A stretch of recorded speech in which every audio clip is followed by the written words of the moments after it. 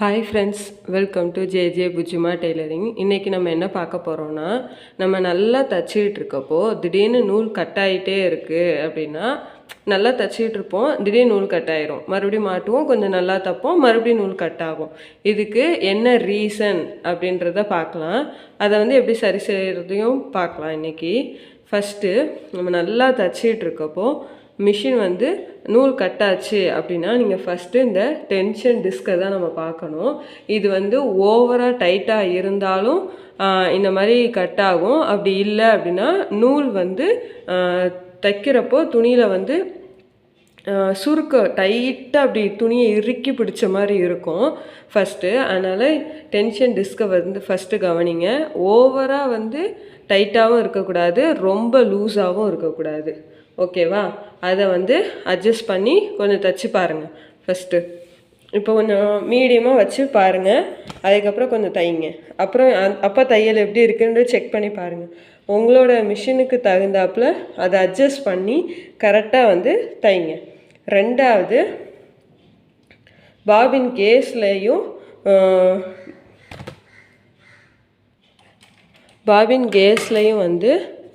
Check பண்ணி பாருங்கள். இப்போது செக் பண்ணி பார்க்குறப்போ நம்ம இப்படி நூலை பிடிக்கிறப்போ இவ்வளோ கரெக்டாக இருக்கணும், லூஸாக இருக்கக்கூடாது. அதுக்கப்புறம் நம்ம இப்படி இழுக்கிறப்போ ரொம்ப டைட்டாகவும் இருக்கக்கூடாது. அப்படி டைட்டாக இருந்துச்சு அப்படின்னா நீங்கள் ஃபஸ்ட்டு அதை கரெக்டாக மாட்டியிருக்கீங்களான்னு செக் பண்ணிக்கோங்க. அப்படி கரெக்டாக மாட்டியிருக்கப்போ இந்த இருக்க ஒரு சின்ன ஸ்க்ரூ, இந்த ஸ்க்ரூவை நம்ம நகத்தை வச்சு அட்ஜஸ்ட் பண்ணலாம். நம்ம மேல் டாப்பில் இப்படி இது பண்ணுறப்போ அது கூட கொஞ்சம் லூஸ் ஆயிரும் இல்லையா? இன்னும் நம்ம டைட் பண்ணணும் அப்படின்னா பார்த்திங்களா, டைட் ஆகுது. இந்த மாதிரி இருக்கணும். அப்படி இருந்தால் பாபின் கேஸும் ஓகே. இப்போது டென்ஷன் டிஸ்க்கும் கரெக்டாக இருக்குது, பாபின் கேஸ்லேயும் த்ரெட்டு கரெக்டாக இருக்குது அப்படின்னா நீங்கள் ஊசியை நெக்ஸ்ட்டு செக் பண்ணி பார்க்கணும்.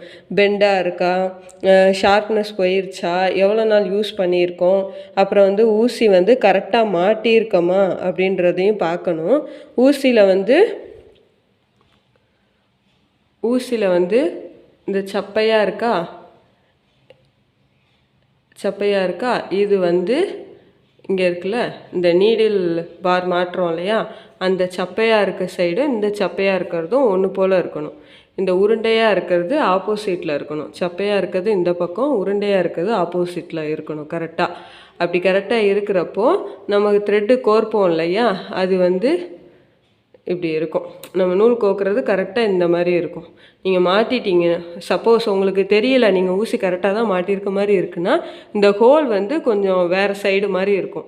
அப்போவே நீங்கள் தெரிஞ்சுக்கலாம் ஊசி நம்ம கரெக்டாக மாட்டலை அப்படின்றது நீங்கள் தெரிஞ்சுக்கலாம். அதனால் மூணாவது ஊசி எப்படி மாட்டியிருக்கோன்றத பாருங்கள். தெரியுதா?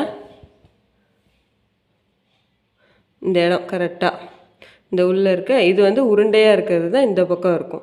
ஊசி கரெக்டாக நம்ம கோக்குறதுலேயே நம்ம பொசிஷன் எப்படி இருக்குன்றதையும் கண்டுபிடிச்சிக்கலாம். அடுத்தது ஃபஸ்ட்டு என்ன பார்த்தோம், டென்ஷன் டிஸ்கை அட்ஜஸ்ட் பண்ணுறது கரெக்டாக இருக்கான்னு பார்க்கணும். ரெண்டாவது, பாபின் கேஸில் ஏதாவது லூஸாக இருக்கா, இல்லை ரொம்ப டைட்டாக இருக்கா, இல்லை நூல் கரெக்டாக மாட்டலையா அப்படின்றத பாபின் கேஸில் நம்ம செக் பண்ண வேண்டியது. மூணாவது நீடில் பொசிஷன் கரெக்டாக இருக்கா, நம்ம கரெக்டாக தான் மாட்டியிருக்கோமா, இல்லை நூல் சைடில் அந்த மாதிரி சரியாக திருப்பி ஹோல் கரெக்டாக இல்லை அப்படின்றதெல்லாம் பார்த்துக்கோங்க. அதுக்கப்புறம் இப்போ இந்த மூணுலேயும் பார்த்தாச்சு. நாலாவது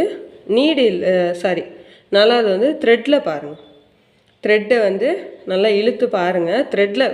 த்ரெட்டு ரொம்ப நாளாக நம்ம நிறைய சேர்த்து வச்சுருக்கோம். இப்போது இந்த மாதிரி த்ரெட்டு இப்படி நான் நிறையா கலெக்ட் பண்ணி வச்சுருக்கேன் மேடம், இது நான் ரொம்ப நாளாக வச்சுக்கிட்டு இருக்கேன்.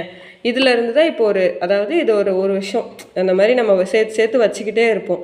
திடீர்னு நமக்கு தேவைப்படுற டைமில் தான் இதை நம்ம எடுப்போம். அப்படி எடுக்கிறப்போ கூட ரொம்ப நாளாக இதை யூஸ் பண்ணிவிட்டு ரொம்ப நாளாக அப்படி வைக்க கூட நூல் தூசி அந்த மாதிரி ஏதோ ஒரு ரீசனுக்கு கூட நூல் இத்து போக சான்ஸ் இருக்குது. ஸோ இதிலேருந்து நம்ம புதுசாக வாங்குறப்பவும் நம்ம பிராண்டு படி நல்ல குவாலிட்டியாக வாங்கிக்கோங்க.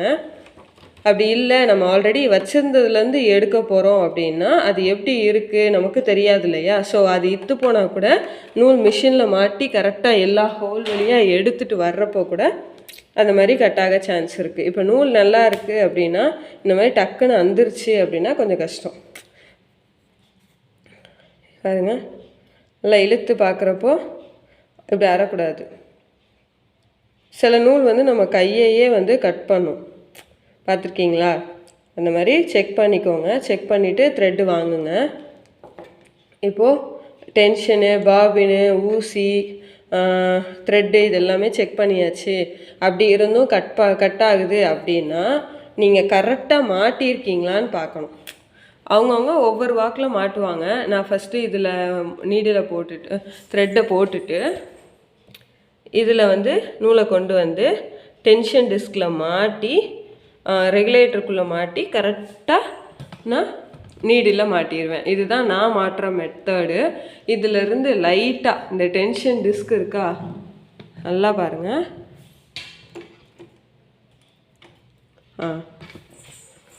இந்த டிஸ்கில் ஒரு நாலு மாதிரி இருக்கும். இதில் இருந்து இந்த த்ரெட்டு விலகுனா கூட இப்படி கரெக்ட் தெரியுதா? இந்த மாதிரி இருந்தால் கூட இப்படி நூல் கட்டாக சான்ஸ் இருக்குது. கரெக்டாக அந்த நாலில் கரெக்டாக மாட்டியிருக்கணும். இதையும் செக் பண்ணிக்கோங்க. எல்லாமே ஓகே. லாஸ்ட்டாக என்னென்னா, டெய்லி நீங்கள் தைக்கிறவங்களா இருந்தீங்க அப்படின்னா மிஷினில் டெய்லியும் ரெகுலராக நான் தைச்சிக்கிட்டே இருப்பேன் அப்படி இருக்கவங்க ஆயில் டெய்லியும் போடுங்க. ஆயில் போடாட்டி கூட இந்த மாதிரி த்ரெட்டு கட்டாக வந்து நிறைய சான்ஸ் இருக்குது. நான் வந்து டெய்லியும் தைப்பேன். ஸோ வந்து டெய்லியும் நான் வந்து எல்லா ஹோல்லையுமே 3 ட்ராப் வந்து ஆயில் விடுவேன். 3 ட்ராப் தான் விடணுமான்னு கிடையாது. நான் வந்து அதை டெய்லியும் விடுறதுனால 3 ட்ராப் வந்து விடுவேன். இப்போ ஆயில் எப்படி விடணுன்றதையும் நான் காட்டுறேன். நம்ம த்ரெட்டை வந்து ரிமூவ் பண்ணுறப்போ இங்கே இருக்குல்ல ஃபுட் ப்ரெஷரை வந்து தூக்கி விட்டுட்டு அதுக்கப்புறம் வந்து த்ரெட்டை வந்து மெதுவாக எடுங்க. நீங்கள் வேகமாக எடுக்கிறப்போ இந்த இடத்துல உள்ள எதுலையாவது மாட்டியிருக்கு அப்படின்னா இந்த ஊசி வந்து பெண்டாக நிறைய சான்ஸ் இருக்குது. அதனால் ஊசி வந்து ரிமூவ் பண்ணுறப்போ த்ரெட்டை ரிமூவ் பண்ணுறப்போ பார்த்து ரிமூவ் பண்ணுங்கள். இப்போ ஆயில் விடுறப்போ த்ரெட்டை ரிமூவ் பண்ணிக்கணும். பாபினில் இருக்க இதையும் ரிமூவ் பண்ணிவிட்டு பாபினை அதில் மாட்டிக்கோங்க. ஓகேவா? அந்த ஹோலில் கரெக்டாக மாட்டிக்கோங்க. இப்போ ஆயில் பண்ணலாம். இப்போது இதில் 3 ட்ராப் ஆயில் விட்டுக்கலாம். இந்த ஹோல்லையும் 3 ட்ராப் ஆயில் விட்டுக்கலாம். எல்லா ஹோல்லையும் 3 ட்ராப் ஆயில் விடுங்க. இதுலேயும் நான் ஆல்ரெடி விட்டுருக்கேன். இதில் நம்ப ஆயில் விட்டுக்கோங்க. அப்புறம் இந்த நீடில் பார்லேயும் கொஞ்சம் மேலே ஆயில் விடுங்க.